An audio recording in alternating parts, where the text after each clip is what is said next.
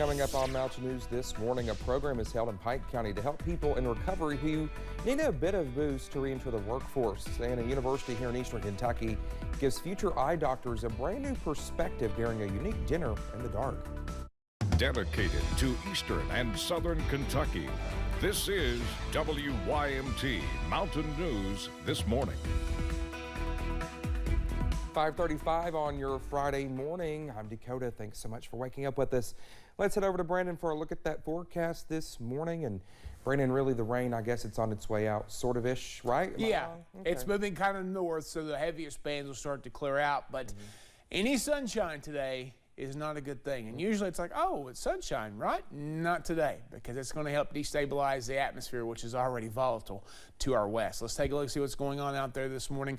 Waves of rain moving north there. So again, I think you'll start to see some breaks in the action a little bit later on before the other part of the front is moving forward, moving north this morning will start to come in from the west, and that's going to bring our temperatures down. It's going to bring our winds up as well. Pikeville, US 119, US 23 intersection near Pikeville Commons. Not too bad over there this morning. A little bit of light traffic, some wet roads, so be careful and give yourself plenty of time as you're heading back and forth and out the door this morning.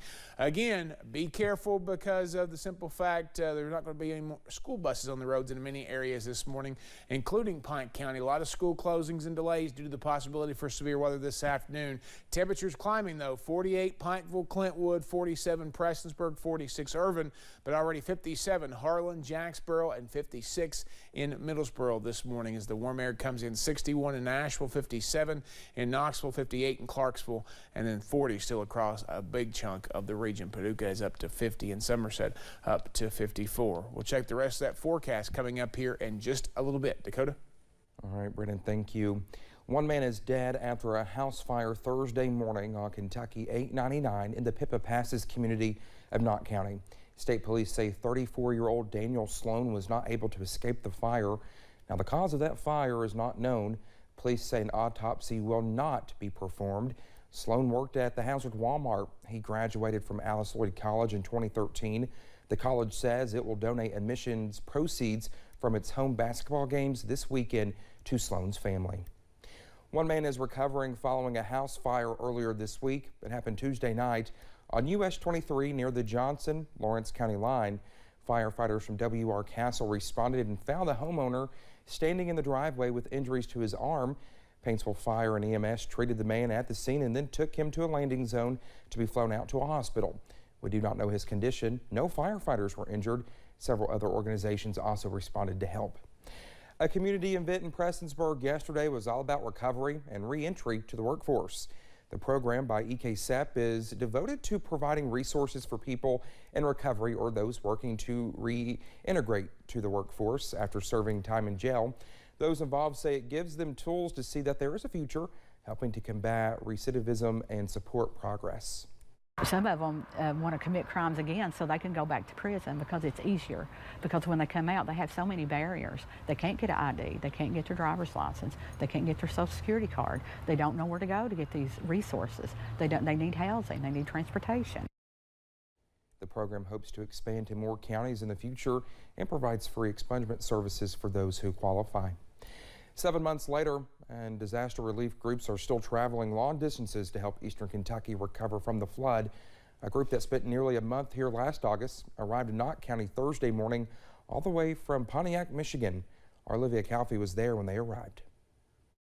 The organization is known as DRAW, or Disaster Relief at Work. Executive Director Greg Martin says their goal is to help in any place they see a need. To help communities take one step back toward normalcy after they've hit rock bottom.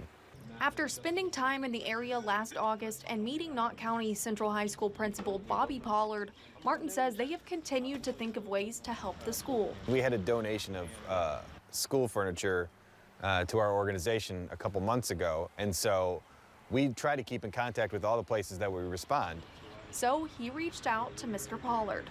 I said, I've got some furniture. He said, actually, the kind of stuff we need is the specific type of table.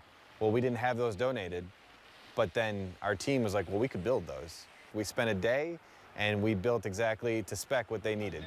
Pollard says between the 3 Knott County schools heavily affected, a lot of school furniture was damaged.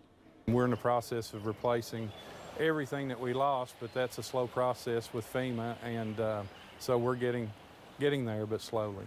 All of these donations help us get back to some normalcy and give kids, workspaces and nice workspaces that aren't still have a little mud on them and those kind of things. Saying the help they are receiving 7 months later is amazing. It's just inspiring. I mean, we really appreciate everything, and the outpouring of love and support for us has just been overwhelming. And that was Olivia Calfee reporting. During the group's stop at the school, they left 20 new desks that were built specifically for Knott County schools. The Kentucky College of Optometry at U-Pike and the Kentucky School for the Blind partnered to host an event centered around raising awareness for those with visual impairments last evening. During Dining in the Dark, optometry students and community members had the chance to hear from people with visual impairments and enjoy a dinner with a bit of a twist. They'll get the food without a blindfold on, but once they sit at the table, they'll wear a blindfold and then try to develop some strategies to be able to eat the pasta successfully. And so it is a pasta to make it a little bit more challenging than like a sandwich or something like that. Well, those involved in the event say it was important for optometry students to have this experience and try to operate without their normal eyesight outside of a clinical setting. Well, just ahead this morning, Will Smith makes his first appearance at an awards ceremony since his infamous incident at the Oscars. The story when we come back.